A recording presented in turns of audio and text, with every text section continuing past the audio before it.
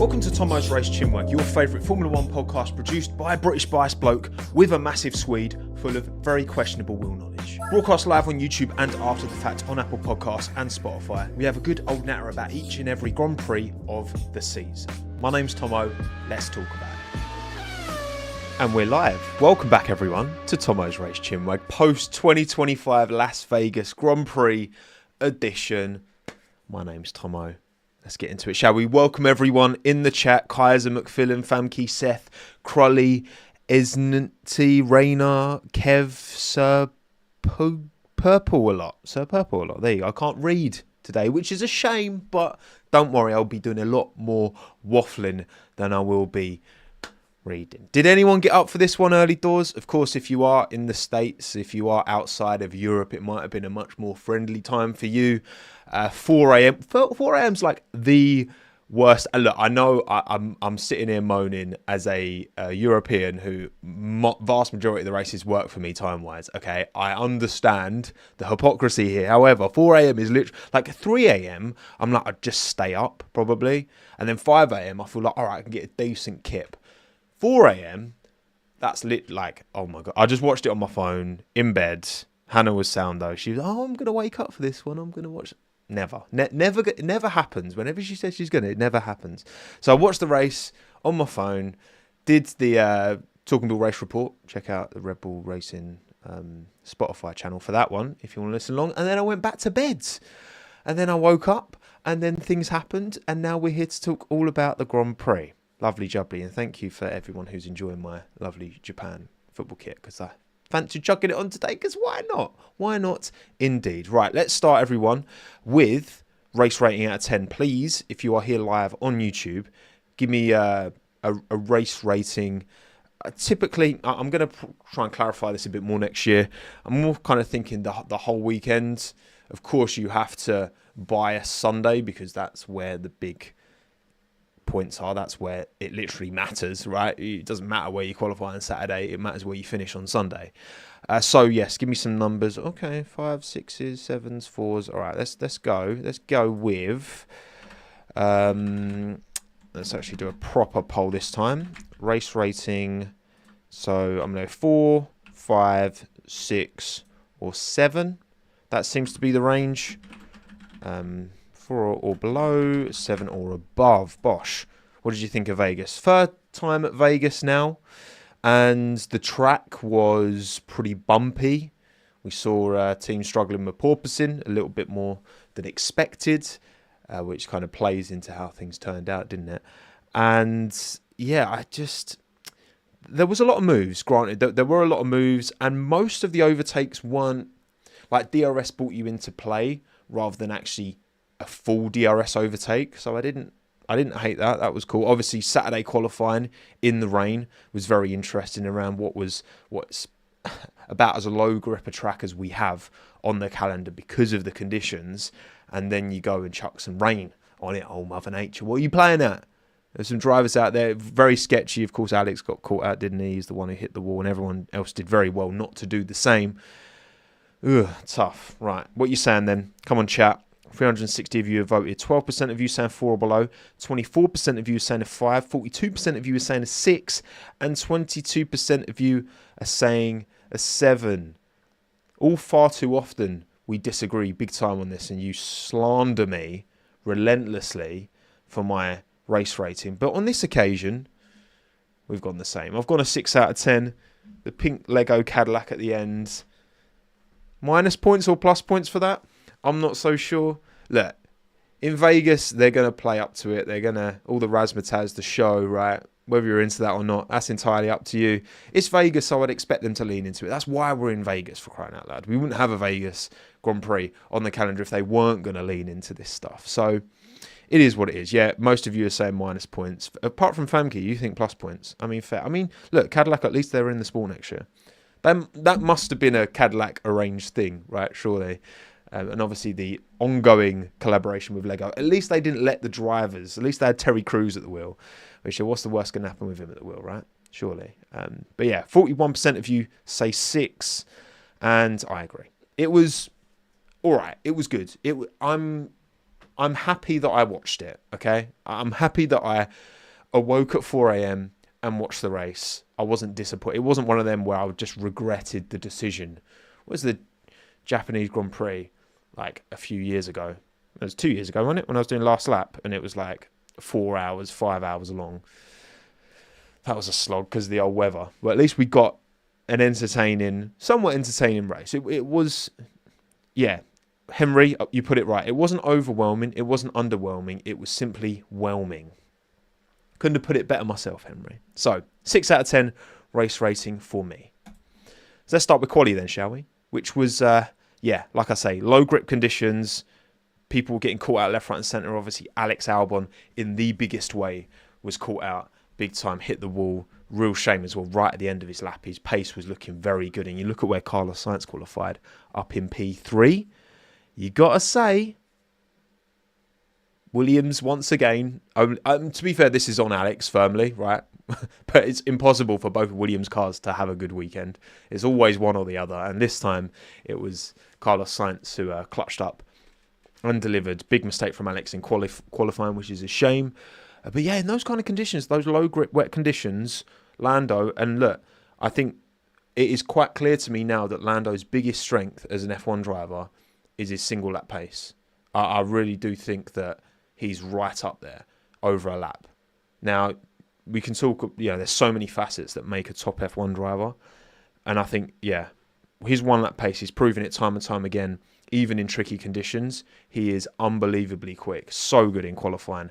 And he did it once again by about 3/10 over Max in the end. George Russell P4, Oscar Piastri P5. Now, quite a few drivers got caught out by a Charles Leclerc-induced yellow flag in Q3, didn't they? So Piastri, Hadjar, I believe. Obviously Leclerc messed up the lap, so he dropped. I think Gasly might have been affected by it as well. And then, of course, in Q1, you had Lewis making a bit of a sizable error there because qualifying about 5 seconds behind his teammate for one. But also, he could have put a lap in, but thought he'd taken the checkered, but he hadn't taken the checkered. So he didn't put an extra lap in at the end, which probably would have gotten him out. Yuki got caught out with tyre pressures. Red Bull put their hands up after and, said we messed up. Bortoletto, Antonelli just kind of weren't comfortable seemingly. So, yeah, it was one of them where, and I didn't wake up for qualifying. I saved that one for the highlights, I'll be honest with you. But, it was sketchy, to say the least. Lawson, great job as well. Lawson, Hadjar, both racing balls. And Hadjar felt that there was more on the table. Lance Stroll as well. P12 in quali, but Aston messed up. They put him on intermediates in quali when they shouldn't have done. And his pace was rapid. Like, he could have been right up there. Alonso P7 in qualifying. Stroll could have been right up at the sharp end as well. But alas, it was not to be. Woke up for both. Well done, everyone who woke up for both. You're a better F1 fan than I am. Right, okay, so quali results were as such. Now, head-to-heads. And I've had to intervene on the head-to-heads this weekend because given for example, yellow flag for Piastri, unable to fully set his final lap, I compared Lando and Oscar's earlier laps in Q3. A lot of drivers as well, I've basically not taken a comparison because there was so many mitigating factors. And the purpose of this quali head-to-head is to compare representative times. And I feel like a lot of these gaps were like 3 seconds between teammates, which is going to completely skew the results and the purpose of this. So you're going to have to trust me on this one. Basically, the only one Behrman Ocon, that was pretty close in favour of Ocon this time out. Of course, Norris ahead of Piastri now moves ahead on average, only just by 17 thousandths of a second. That just goes to show, given how much quicker Norris has been than Piastri as of late, just how much of a gap Oscar had consistently built over the course of the season. And now it's just gone absolutely to pot, which is a big shame for him. And then Lawson gets that gap down to 1.5 tenths between him and Hadjar. Right, so let's take a look then, shall we, at the race results for the 2025 Las Vegas Grand Prix. Max Verstappen wins ahead of Lando Norris, George Russell, Oscar Piastri, Kimi Antonelli, Charles Leclerc, Carlos Sainz, Isaac Hadjar, Nico Hülkenberg, and Lewis Hamilton round out your top 10. The two Haas just miss out on the points. Championship-wise, this is huge. Lando builds his advantage, 408 points ahead of Oscar Piastri's 378. Max Verstappen, 366 points. He is now 42 behind Lando Norris, with the Qatar Sprint weekend and Abu Dhabi still to come. Surely far too big a gap for him to... And I mean, look, Oscar's... It doesn't feel like... Qatar's his Grand Prix, sure. Oscar's quick around Qatar typically. But right now, the momentum is absolutely nowhere for him. Team standings as well. Reflection on that, of course, well, Aston Martin 72, Haas 70. They stay put. Nothing really massively to reflect on in the team standings at all. And let's get into the rest of the... Wait a second. That's not right, is it? All I just said is why is chat? What? Hang on. I think I understand what's happened here, because I think I've looked at the results as if the McLarens weren't both disqualified, which of course they were. I think it's interesting to compare what could have been prior to the McLaren disqualification, double disqualification. Both McLaren drivers are out of here with plankwear. And that changes a lot. Give him an Oscar Piastri. I couldn't agree more. So, Max Verstappen, of course, wins unchanged there. But then George Russell and Andrea Kimi Antonelli are promoted to the podium. Well, Russell was already on the podium, you know what I mean. Charles Leclerc P4, Carlos Sainz P5, Isaac Hadjar P6, Nico Hülkenberg P7, Lewis Hamilton P8, and then both Haas are promoted into the points. Ocon and Behrman, well done to them. But nil point, 0 for McLaren, plankwear on both cars. I do remember during the race watching, I think Oscar was making an overtake on someone. He was kicking up so many sparks, and I was like, geez, this is a bit much, but I didn't think of it really. And then obviously the race finished, did my bits afterwards, went to bed at about, I don't know, 6:30. I was like, all right, I want to get a few more hours kip, then wait for everything to come out. I could do the stream about 1 o'clock, midday time, whenever. And then I wake up, and it's always the case that Hannah finds this information out before me. She's like, Tom, it says the McLarens have been disqualified. And I'm like, what? No, she's winding me up. Definitely winding me up. No, it's genuine. It's not AI. It's not some fake F1 account. It's real. Both McLarens disqualified. Huge permutations for the championship. Ultimately, a massive win for Max Verstappen. A small win for Oscar Piastri, you got to say. And a massive loss for Lando Norris. Damn. Tough. Not good. Which means the driver standings are as such. Instead of being on 408 points, Lando Norris is on 390 points. Verstappen is still, of course, on 366, but that now means he's level with Oscar Piastri on the exact same number of points. Crazy.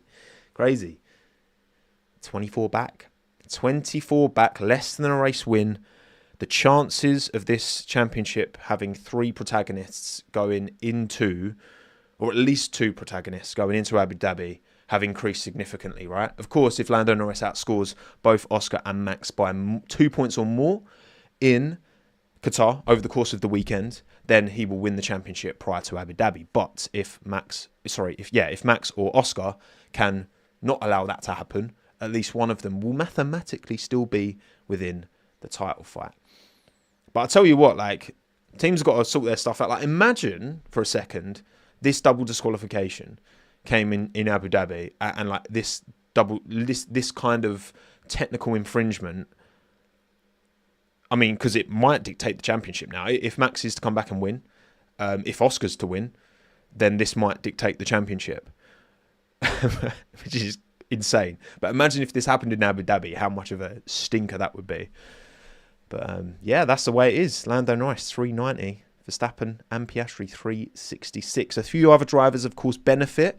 So both the Haas boys pick up points, and basically everyone else behind, because the McLaren's dropped down. So Hajar scores more, Hulkenberg scores more, Sainz scores more, etc., which does actually make a difference in the team standings because why have I left Haas in green? I'm such an idiot.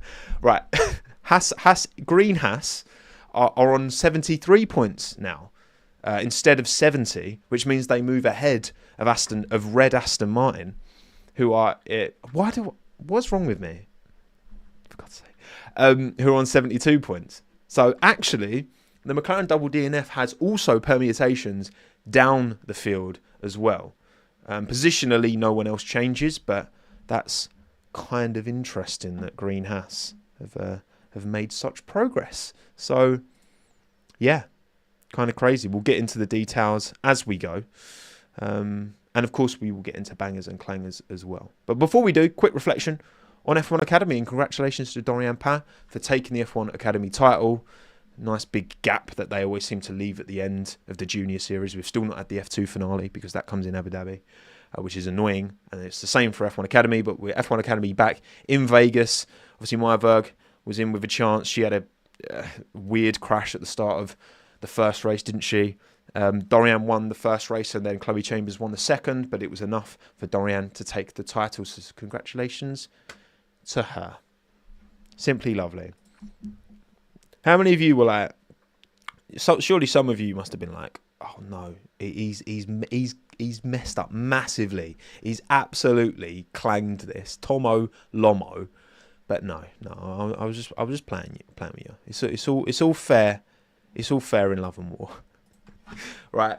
Few super chats to go through. Thank you, Ragav. Appreciate it. Max saw your video of putting Charles Leclerc in the same level as him. Took that personally and dropped back-to-back masterclasses. Time to take that video down. What? Charles Leclerc had a great drive. What are you talking about? I know he messed up in qualifying, granted, but come on now. That's not unsolicited Leclerc slander. Will not be tolerated, even from super chatters, Ragav. Okay, I'm afraid. Don't get me wrong. If Charles qualified higher, which again he made the mistake, so he's got to put his hands up for that one, right? But he had the pace, like he was rapid in the race. Thank you, Leg Valmont, thank you for the super chat. If it wasn't before, Max must now be smelling blood. No, get your popcorn ready for the final two. I mean, absolutely, right? Absolutely. He's within, again, one DNF, big swing, points-wise. His presence, the pressure. You know, Max has been here, done this before many a time. Hence why he has the world titles he does. Lando and Oscar have not. And that is surely going to pay dividends. And it's going to be the absolute test and challenge. Because, yeah, look, Lando's still got a 24-point gap, so he should still be able to get it done. Oscar, we know he's got the ability. He's not in the form right now at all, which is, again, it's just strange how this has happened so suddenly. But he has the car underneath him to certainly get the points in Qatar at a bare minimum, to still be a factor in this championship. And Max has, he's got all this experience. That pressure's off.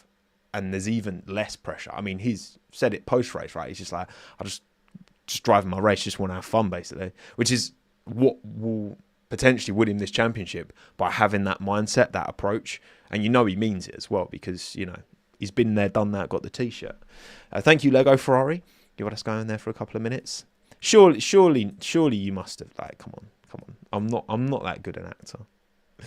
And thank you again, Ragav. Is Carlos showing us that this is how it's going to be in the future with him as number one? Also, still seeing Alex Albon over Carlos Sainz in quali head-to-head feels so wrong.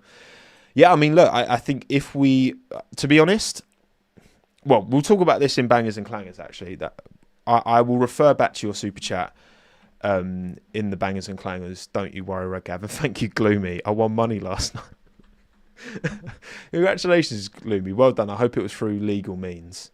And you're not washing your money through a YouTube super chat. But I appreciate that, Gloomy. Thank you very much. Oh, shout out, Gloomy. Love it. Love it. Right. Yeah, we will talk about Sainz and Albon. Don't you worry, Ragav. I will get back to that very shortly. Right, post-race. Let's get on to bangers and clangers, shall we? Should we reflect, first of all, on predictions? Got to be honest. Not a great day in the office for me. Charles Leclerc race winner, no. Very good drive, but not a race winner. Banger drive, Esteban Ocon. He got 9th, but I wouldn't call it a banger. maybe half a point, but maybe not. Clanger Lance, he got taken out, no fault of his own. He was very quick in qualifying and they went with the wrong tyre, the Inter. I can't give him Clanger. I think there's other bigger, more obvious candidates for that. Certainly this weekend. Banger team Ferrari, no. Should have gone with Mercedes. It was a safe bet. I didn't go with it. And Clanger team Aston Martin, honestly, no. Like Alonso, P7 in the end, P9 before the double disqualification.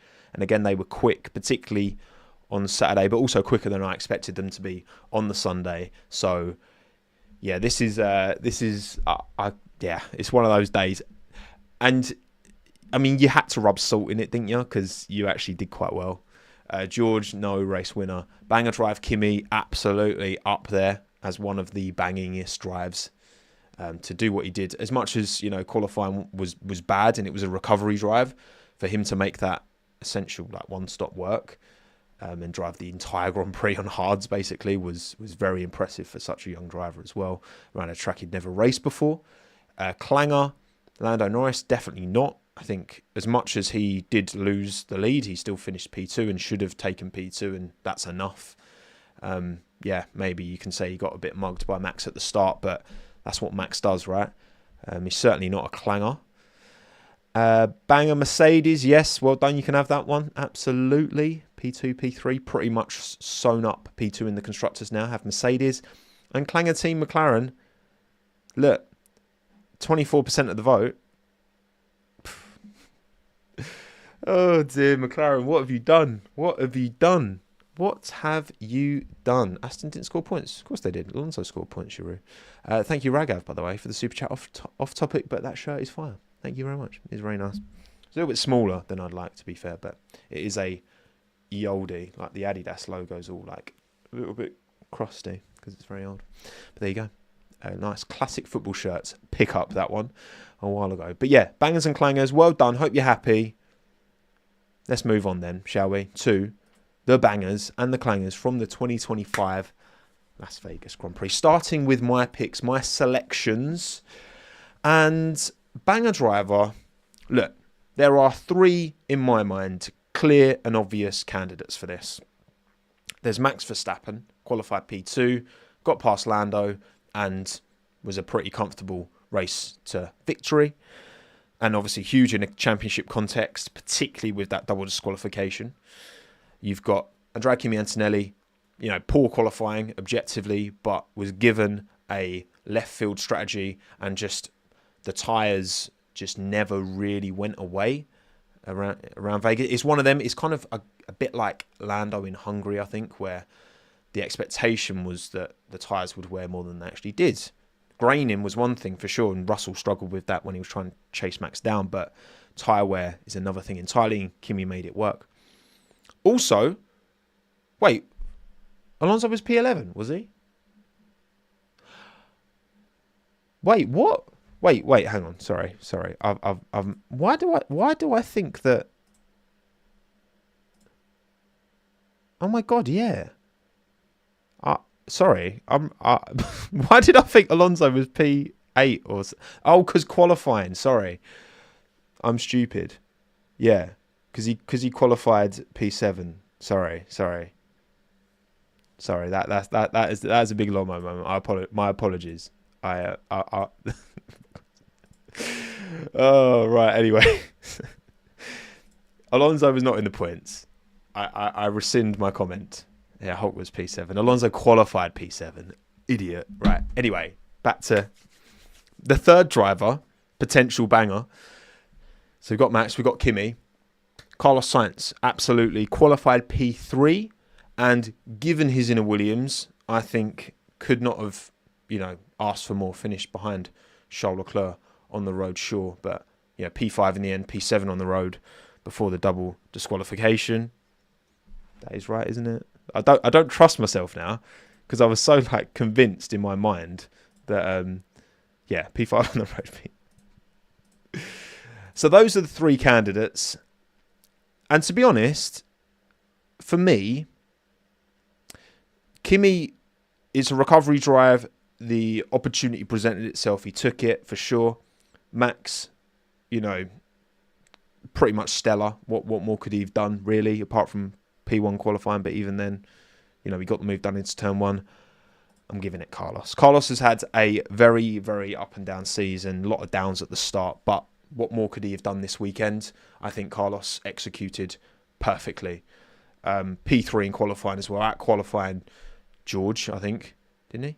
Yeah. Out qualified George, out qualified Charles, obviously. I think him and Max both maximised their weekends, but I'm going to say Carlos because why not?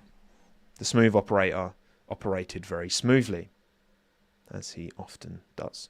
But what about you? 1,124 of you voted. Thank you very, very much for voting. If you did get involved, if you didn't see the poll, then make sure you subscribe to the Tommo YouTube channel and you will see the community posts. Follow me on Twitter at Tommo McCluskey or follow me on Instagram at Tommo McCluskey. Links are all in the description down below.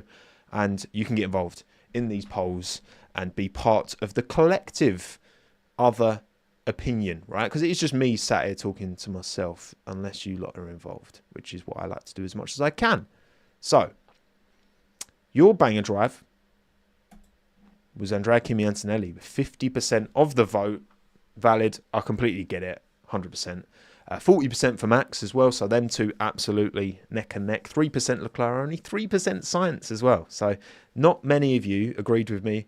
Sainz, huge recovery drive from Kimi for sure, but I just think Carlos's execution of the weekend was faultless, and I think you can only say that really of Carlos and Max this weekend. But it doesn't add up. There's always one, Professor. There's always one. So I've gone Kimi, banger driver. Clanger driver, I've gone Bortoletto. I almost went Albon. To be honest, I think, Albon's mistake in qualifying, hitting the wall. He then hit the back of Lewis. I think he copped a bit of damage in that first corner. And then his race just went away, and it was really poor. But you watch back Bortoletto's turn 1, and he misjudged it so much. And he took out Stroll. He caused loads of damage to Gasly's car as well. He could have easily taken out a bunch more cars as well. It was super careless. You kind of have to call it. I know, he said, he tried to brake early and broke late, but, Vegas low grip, you can't be doing that. It's really bad, and he merits a clanger for it. It was also a very poor qualifying.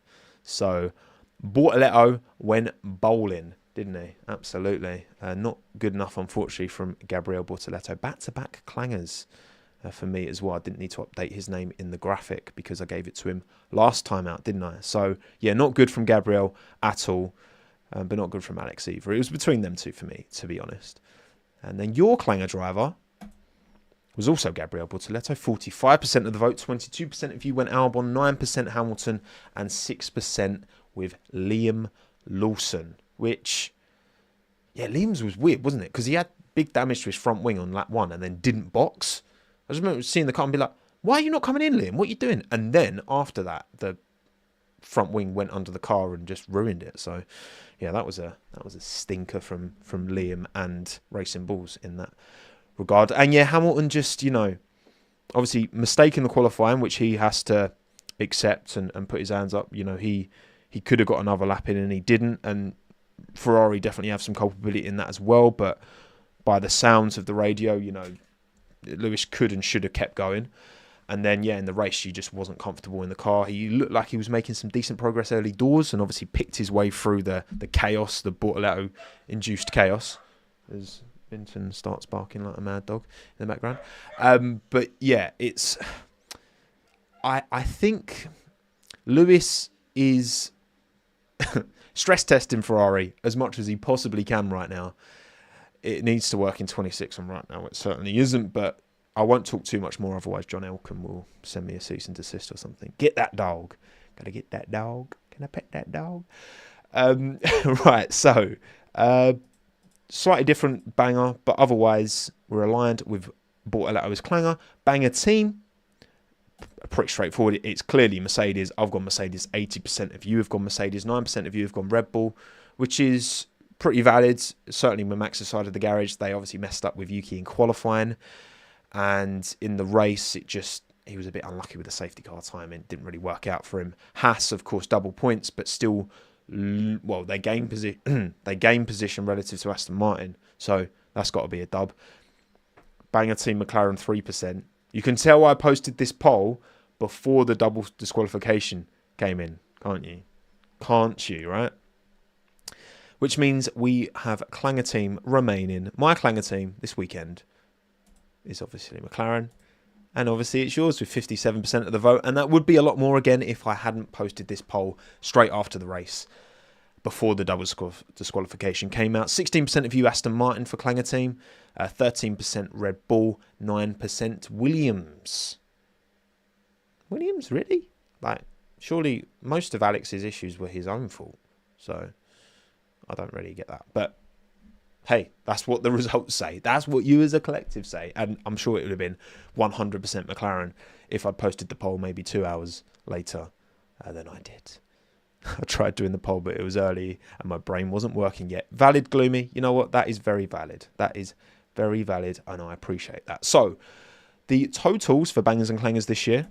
Quick reflection. These are mine. So, Verstappen, Norris and Antonelli joint most banger drivers with 3. As the door magically opens. The Clanger driver Lawson's got the most for me with 4. Banger team Mercedes most for me with 5. And Clanger team most is Alpine Williams, both with 4 apiece. Oh yeah, true, Lou. Alex had no radio. That is a very, very, very good point that I will reiterate when we go team by team. And then, yeah, banger driver Verstappen for you. 5 times he's got it. So he's leading that comfortably for you lot. Then Clanger driver Lawson, 4 for you. Mercedes, 6 bangers for you. And Ferrari, most clangers for you with 5 so far this season. Bosh. Ouch. Right. Okay. Excellent. Let's go team by team. And we're starting with Sauber because they're the first team to appear on the screen. And they're probably, I mean, look, Nico just drove his race, didn't he? He kept Lewis behind. So he had enough pace to do that. Obviously, Bortolato was having his shenanigans early doors and ended his own race. But you got to say, Hulkenberg, it's weird actually, isn't it? This season, it kind of started, you know, Hulkenberg, decent. And then Bortolato seemed to have a bit of an advantage over Nico. But now, towards the end of the year, it swung back towards Nico. So I'm not sure, is that... I probably think that's more Bortolato just having some struggles. I think Hulkenberg's been pretty consistent over the course of the year. It's just how Bortolato's performances have kind of peaked and troughed over the course of the year. And obviously, we had the special edition checkered flag livery on the Sauber, which you couldn't really notice, to be honest. Because, of course, the medium rare branding will be gone for next year, which is nice. So Audi fully taking over that very, very soon. But yeah, look, I think Sauber have still got to be pretty happy with their points haul. They're now only 2 points behind Aston Martin, right? No, 4 points, sorry. 4 points behind Aston Martin and 5 points behind Haas. So there's a big swing still potentially on there for Sauber, and Nico's delivered enough points to keep them very much in that fight. I mean, to catch Racing Bulls now, you know, they're on 90 points. It feels like they've probably got P6 sewn up now. But yeah, P7, 8 and 9, 73, 72, 68 is crazy close. Crazy, crazy close. Last says Sauber scored in 11 of the last 14 races. Really? Have they? That is pretty impressive. Yeah, because you had, 1, 2, 3, 4, 7, 8, 9. Yeah. Yeah, I mean, you're right. That they've been, in fact, 1, 2, 3, 4, 5, 6, 7, 9, 10, 11, 12, 13, 14. And they've scored in literally. The exact stat, La. The exact stat. I can verify that perfectly because, they're delivering a car. It's just Gabby's got a little bit peaky and trophy at the minute, which is a bit of a shame for him and a bit of a shame for the team. But there's still a good chance they can get P7. There's no chance Alpine can get P7. Gasly obviously got hit early doors. Colapinto wasn't really happy with the car. It was looking all right, wasn't it, after qualifying? I mean, both Alpines got out of Q1. And yeah, just a kind of frustrating drive for Pierre with all that downforce damage. I think he lost like 10 points of downforce, which just kind of spoiled any opportunity for him to maybe recover something. I mean, he got all the way to Q3, did Pierre, but what hasn't he got like 100% Q3 record in Las Vegas, and he's not scored a point, which is tough, which is very, very tough for Pierre. But again, back to the drawing board for Alpine for next year. Not much more to say on them. Ferrari, I mean, what could have been for Leclerc, he made that mistake in qualifying, which hurt him big time. You look at his pace in the race. I do think he had the pace to win that Grand Prix, but he started so far back, he gave himself far too much work to do. He capitalised, of course, on Oscar's mistake, but then Oscar got back past him in the pits. Yeah, I mean, race execution-wise, I think Charles was one of the best today, but yeah, just not good enough on Saturday. And he talked quite openly, actually. You like Elkan's comments about, stop talking, essentially. Like, Charles was very out there with, like, ever since I've joined the team, it's been a struggle extracting performance from the car in, like, wet, tricky, low grip conditions.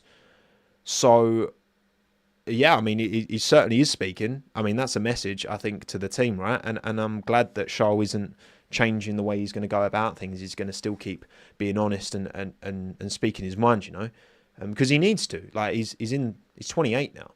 Like, Charles not that far off 30, which is crazy. I still just think of him as like a junior, but that just tells you more about me than anything else in terms of the number next to my age. So, yeah, I think that Charles just got to keep banging that drum. And honestly, I mean, thinking about predicting next year, I've got no idea where to predict Ferrari. Absolutely no idea. Insane. I know he's 28. It's mad, isn't it? It is mad. And then, yeah, of course, Lewis, what more can I say that I haven't already said, right? He has to put his hands up for his culpability in some of that this weekend for sure, especially in qualifying. And then, yeah, the race he just didn't have the balance comfort and couldn't get past a Sauber, which is not ideal. Not ideal at all. Leclerc's top 5 worst drivers in the rain. Indirect, really? What are you basing that off? I think those are bad vibes. Those are bad vibes. Haas, double points ahead of Aston Martin. Huge. Ocon actually, out qualifying Ollie and finishing ahead of Ollie as well. It's about time. The slog merited a video where we talked about it, and it, Ocon needed to find something, not just for himself, but the team needed to find Ocon something, because they have a good enough car to score points now. Clearly they've got that package underneath them. And if anything, Esteban feels like he could have got more. Could have maybe finished ahead of Lewis Hamilton, given Nico Hülkenberg's pace relative to Lewis, right? So, big from Haas. I would like to see Haas finish P7, purely because they're the plucky little underdog who are massively underfunded, undersupplied compared to Aston Martin. Absolutely compared to Aston Martin, and obviously now Audi backed Sauber as well. So I'd like to see Haas finish P7. That's where they are right now. Can they clutch it out? We will see. But yeah, like in qualifying, I think both did a pretty reasonable job, kept it clean, and in the race, yeah, both felt like there was more potential on the table that they just couldn't quite extract. But Ocon was pretty happy with the execution. And from his point of view, Ollie felt like there was a bit more on the table. But yeah, all in no reason. Am I back online? This is a section dedicated to anyone who's audio only, because I think I'm back online. But when the internet connection randomly just completely drops out of nowhere, then that is Spotify exclusive content. But I think I'm back now, so we're good. Welcome back, everyone. Right, we've talked about Haas. Let's talk about the balls that race. Of course, Liam Lawson almost ending his and Oscar Piastri's race in turn 1, which would have been so tough for Oscar to take. However, obviously, with the double disqualification, it wouldn't have mattered in the end. So it would have actually saved his power unit a bit of running, I guess. But yeah, big lock-up from Liam, big contact with Oscar. And yeah, obviously the damage ended Liam's chances. Like, he did finish the race, but yeah, not a good day in the office for Liam Lawson after what was a very promising, very impressive qualifying. Got to say, I think Liam in the wet. Liam in the wet on debut in Zandvoort. Was that his debut? Yeah, it was, wasn't it? Yeah, when he replaced Ricciardo. Very impressive. I think more often than not, Liam in the wet is pretty good, but I would say in the dry, Hadjar's definitely got a little bit on him. And of course, Hadjar's final lap was spoilt by Charles Leclerc's yellow flag, so for going off. So who knows where Hadjar could have qualified. He felt like he could have had much more on the table, but it wasn't to be. And at least Hadjar delivered the points in the race. He felt like there should have been more pace. He was a bit disappointed with the pace, but relative to the cars around him, he's got to be happy with the result and the points. And consolidating P6 in the Constructors' Championship is not a bad thing whatsoever. But yeah, a lot of drivers were affected by the things that played out on just chaos on Saturday, but entertaining chaos. And it was funny because like most of the drivers were like, oh yeah, it was probably a bit too tricky conditions. We shouldn't really have run that. And then Alonso was just like, oh, I had lots of fun. I enjoyed it more than I thought. Which I was like, I rate it. I respect it. I like it. Right, let's talk Williams. Let's talk Williams. As I mentioned earlier, of course, yes, Alex had no radio for the entire Grand Prix, which, again, given the damage that I'm pretty sure he said he caught some damage on turn 1 with the Bortoletto bowling ball incident. And then, of course, he ran into the back of Lewis, which is absolutely on him. That was a big clang from Alex and obviously clanging qualifying, small margins, small mistakes. And yeah, you can definitely, again, the lack of radio, you can caveat some of Alex's race performance. But at the end of the day, yeah, it hasn't been very good as of late from Alex. He's gone, I think, 6 races in a row pointless, I want to say. All right, let me have a look at the old championship standings on old Wikipedia. Yeah, retired, P11, P12, P14. Obviously got P6 in the Austin sprint, so there was a few points there. P14 Singapore, P13 Azerbaijan. And then over the same stretch of Grand Prix, Carlos Sainz has gone P5, P13, P17, retired, P3 in the Austin sprint, P10 in Singapore, P3 in Azerbaijan. So, yeah, in that last stretch of 6 weekends, Albon scored 0. Sainz has picked up big points. And, yeah, ultimately, I think a lot of that has been Williams' execution, and the same goes for Sainz's struggles towards the start of the year. But Alex is definitely making more mistakes than he should be. I've not been overly impressed with Alex over recent weekends, got to say. And he needs to turn, now that Carlos is settled in the team, he does need to turn it on for 26. Because honestly, the way things are going right now, and I know you can say recency bias, but at the end of the day, as Carlos gets more and more Williams experience under his lid, he's going to get more and more comfortable in that car. Alex has been at that team for a long time. Honestly, right now, I would predict Sainz to finish ahead of Albon next year based off of, again, trying to take away the Williams incompetence at times. Trying to take that out of the question. I do think Sainz has been driving at a higher level than Alex for... Not even... It's just mistakes. I think it's mistakes more than anything. It's just creeping in for Alex. And he like that margin, you know... I know it's easy to say in hindsight, but give a bit more margin Q1, like in Q1, Alex. Like, you don't need to hit that wall. Like, he was going so quick, and then it's not a pace issue. It's just execution issue, which is as an Albon fan. Look, listen, you got rough and the smooth, right? I'm a West Ham fan. Don't you worry. I know what it is to be chronically disconnected from the team that you support, and I will always support Alex. But right now, he needs to sort it out. He needs to switch it on. He absolutely needs to switch it on. But yeah, otherwise, I mean, again, Carlos, excellent execution. Couldn't ask for more from his side of the garage. And it's just mad that even with... It just shows how bad the start of the season went for Carlos, because even though Alex hasn't scored a single point in the last 6 and Carlos has picked up a P5, a P3, you know, all these points, there's still a pretty significant points gap between them in favour of Alex. Try being a Liverpool fan. Come on, kid, come on. Who? I would definitely rather. Well, I guess it's what you're used to. What your expectations are. Trust me, it's really not that bad. What's happening at Liverpool in the grand scheme of things when it comes to football, it could be a hell of a lot worse. Right, come on then. McLaren, what are you playing at? Skid block question, actually. We've got live chat here. What is the... in terms of cars that are checked after the race, because I know I know that not every single car is checked for their skid blocks, right? How is it done? I feel like it's something like the top 3 are all checked, right? Top 3 and random 1, right?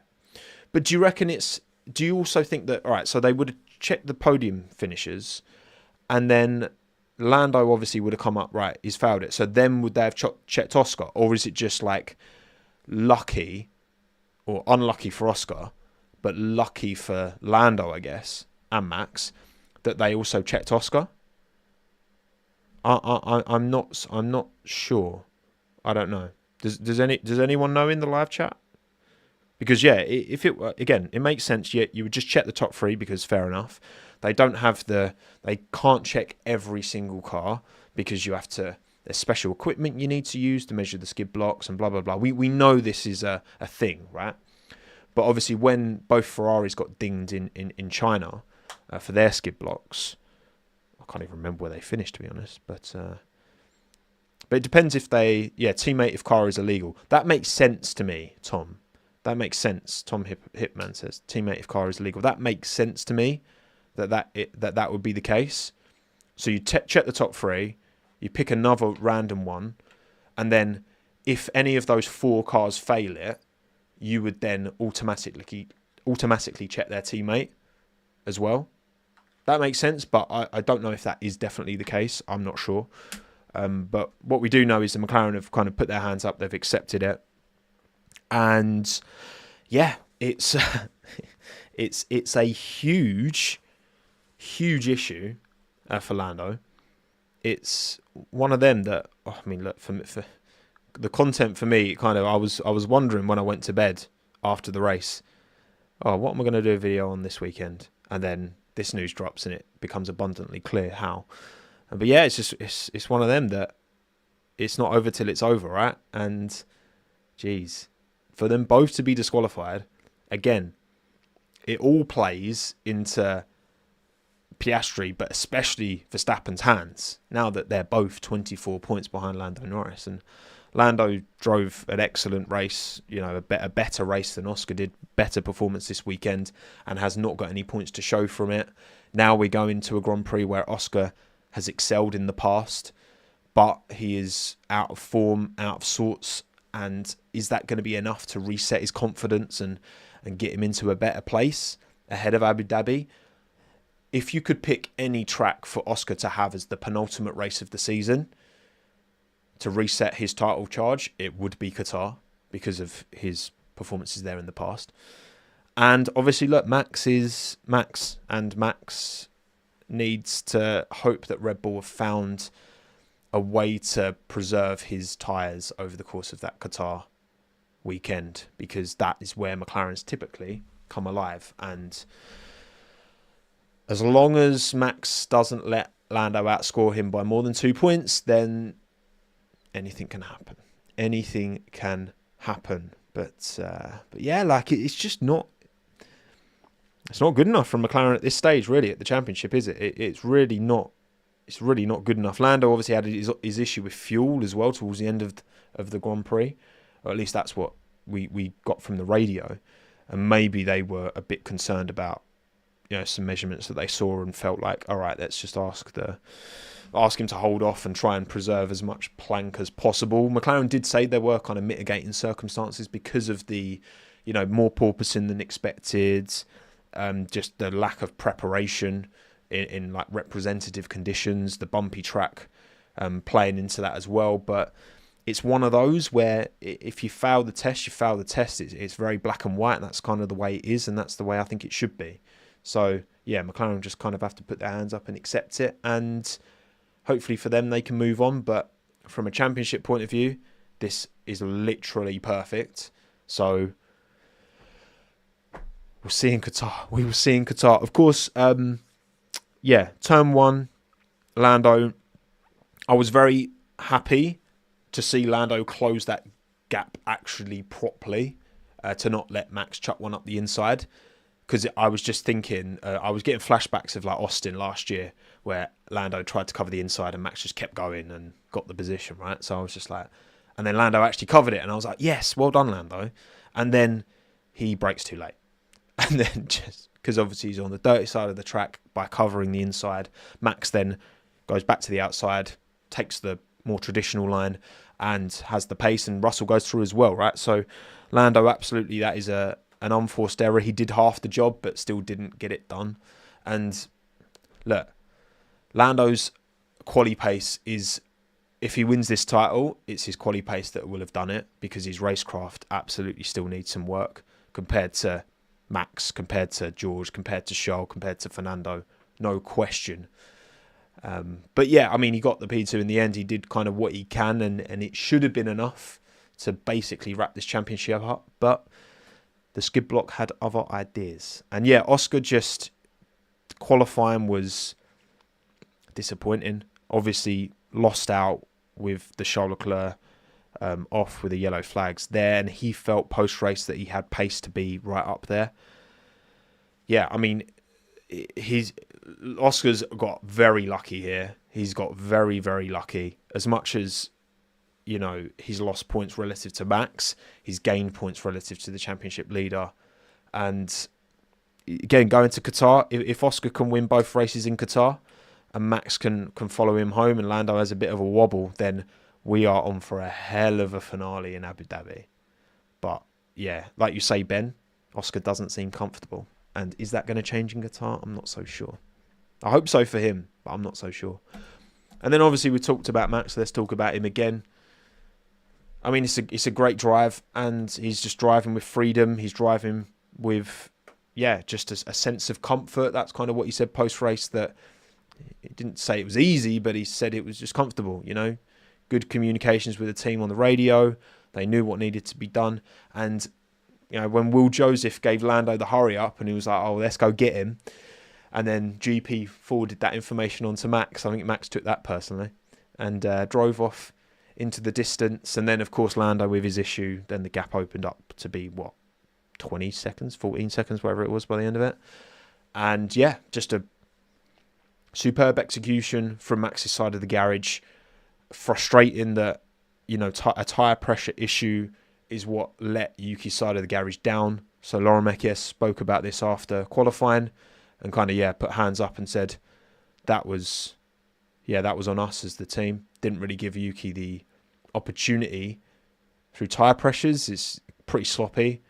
So yeah, I very much hope they'll get on top of that. And there's been too many times, honestly, like, it feels like, yes, of course, Yuki's struggling, but there's been a number of times now where it feels like also Red Bull are kind of letting him down a bit in terms of setup, in terms of, and this is a good example.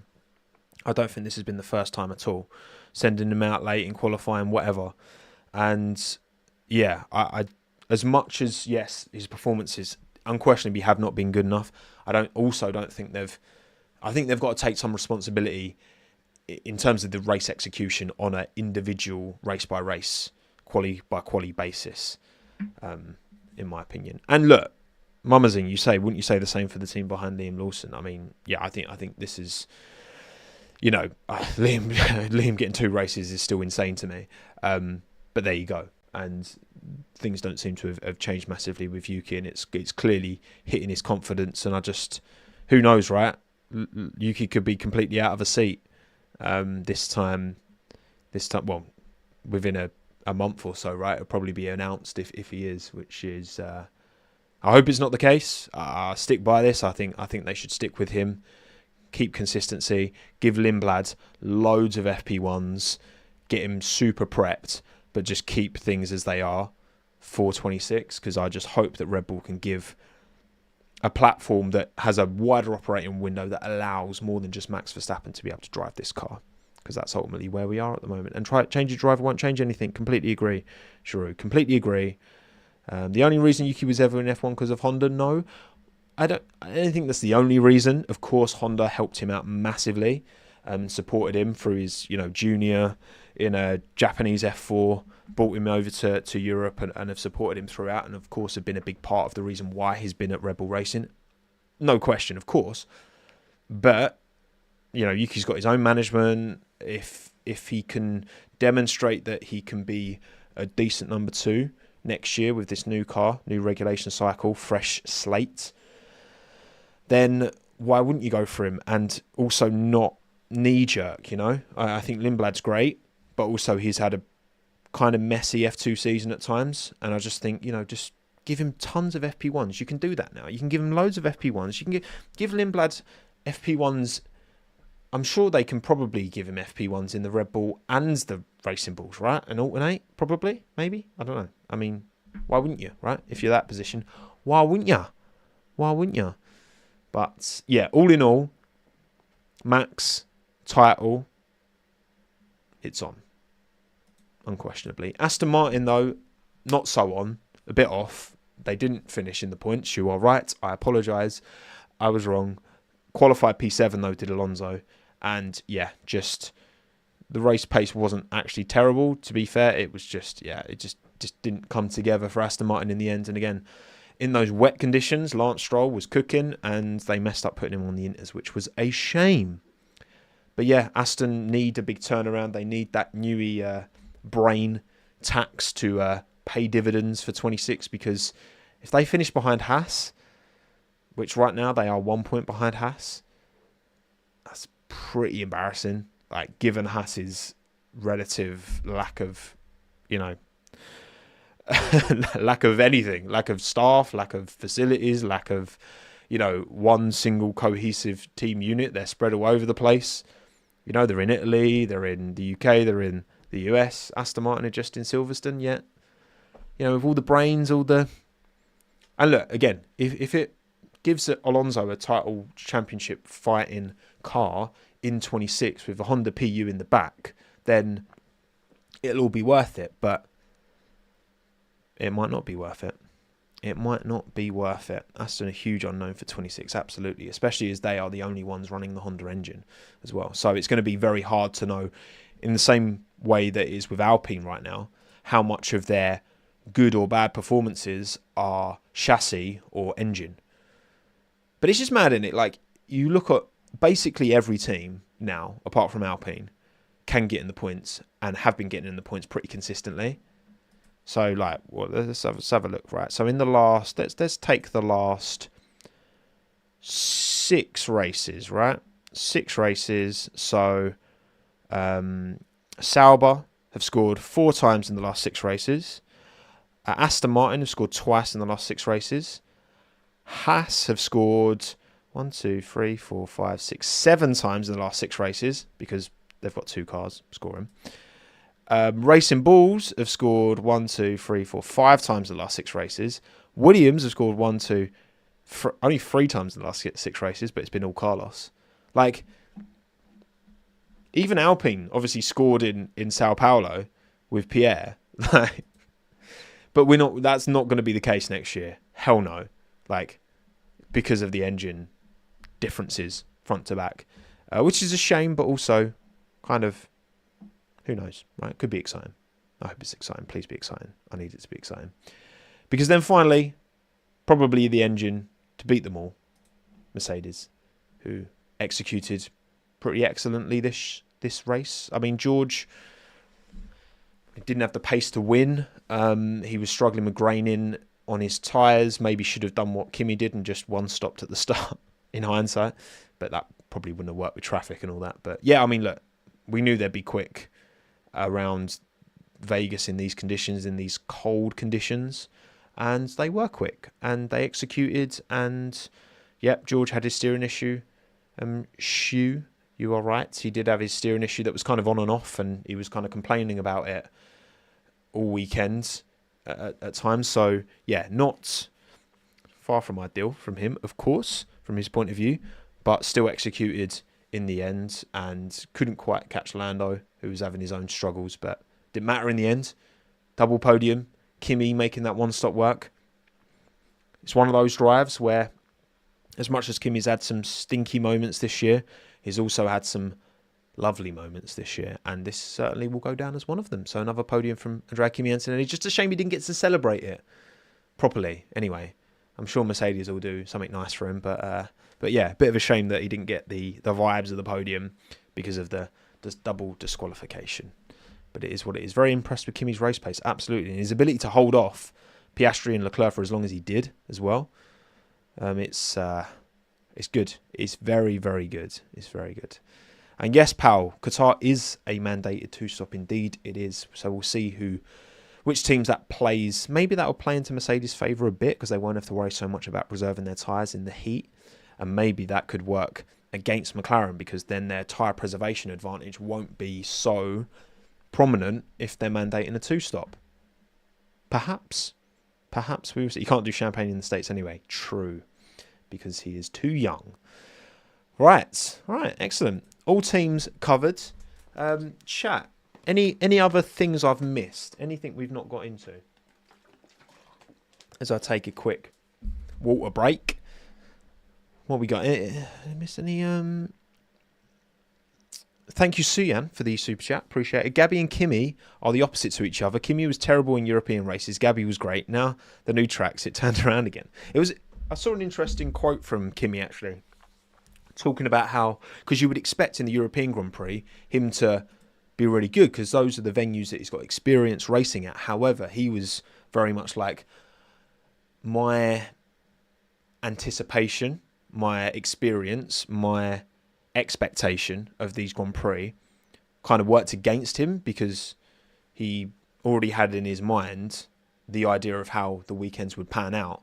And when they didn't go that way, he struggled. Whereas when he was starting from a clean slate, like he was in Vegas, for example, you know, he's been able to approach these new, fresh Grand Prix without those premeditated ideas. And that's worked for him, clearly. That has clearly worked for him. And, why are people saying about Andy Cowell? What's going on with Andy Cowell? I've not heard any news about Andy Cowell. Have I missed something about Andy Cowell? Aston Martin team principal? What's going on? What's going on, everyone, about Andy Cowell? Christian Horner being rumoured to replace Andy Cowell at Aston Martin, according to Autosport. Really?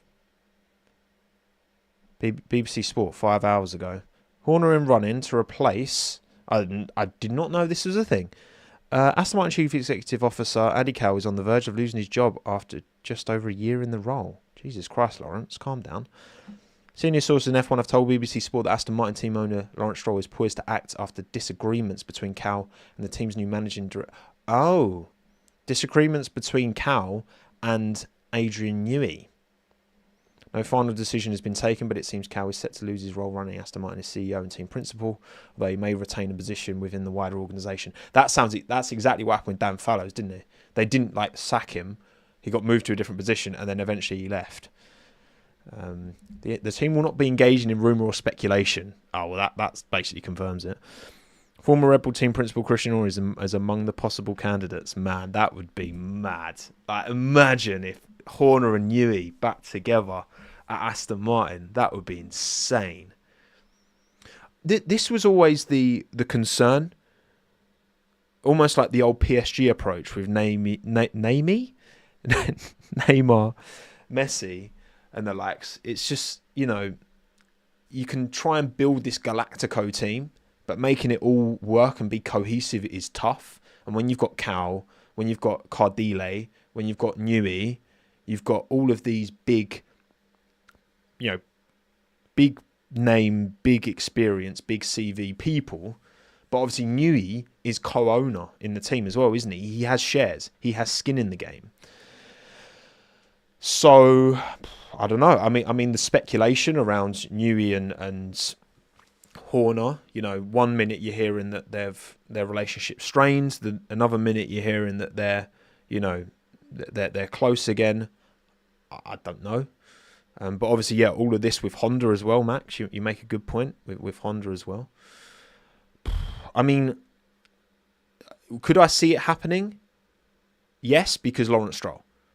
Lawrence Stroll he goes for the big names. He goes for the big, for the same reason he signed Seb to replace Perez, for example.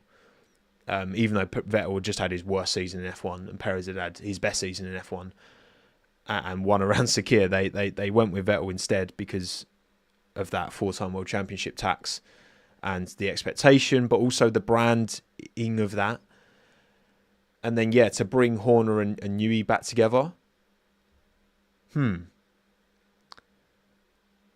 If it was me, I wouldn't.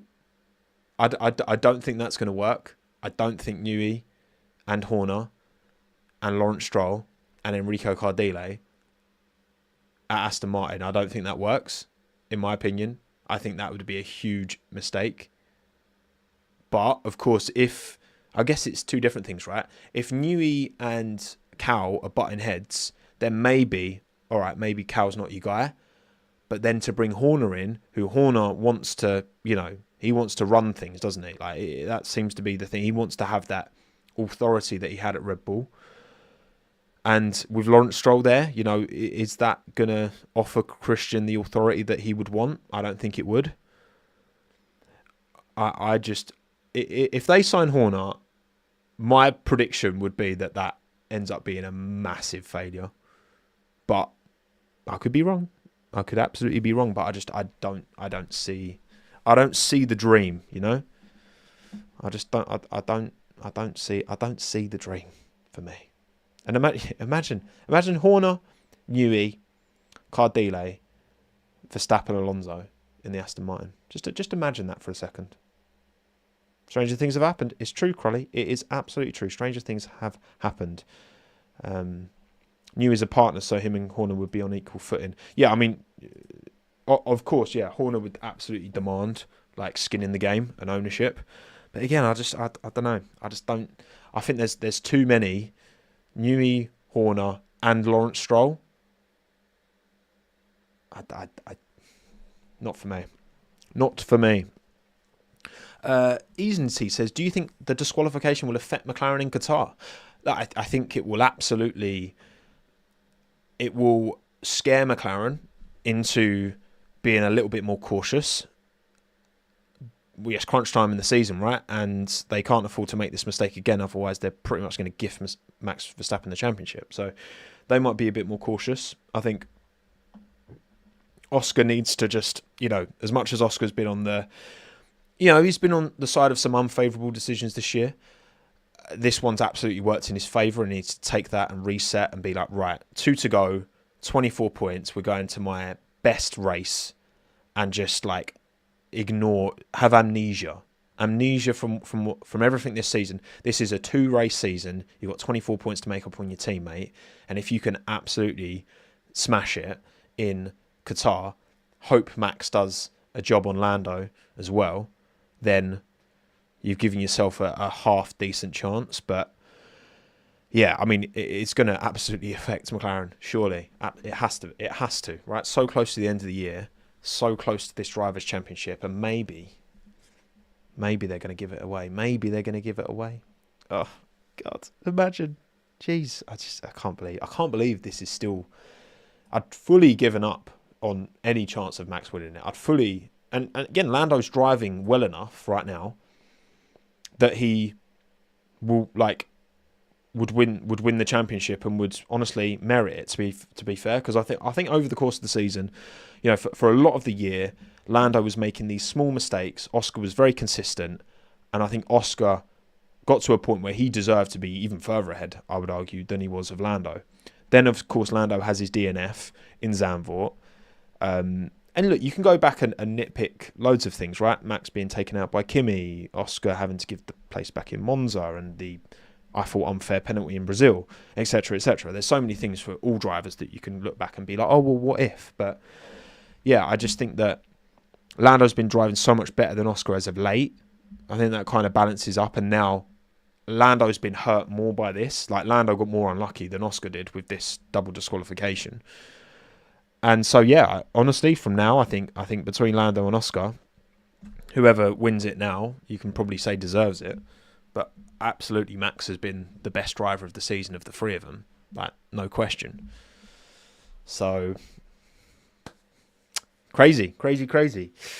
Oh yeah, Toto selling his stake in, well, part of his stake in AMG. Yes, absolutely. Doesn't value Mercedes, I think, as the third most expensive sports team in the world, ahead of Chelsea, which is kind of mad.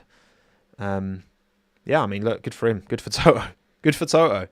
And the sport is growing and it's in a healthy place financially. Sportingly, you can absolutely question the health at the moment because there has been we had some stewards on the track again this time out, which was not nice to see.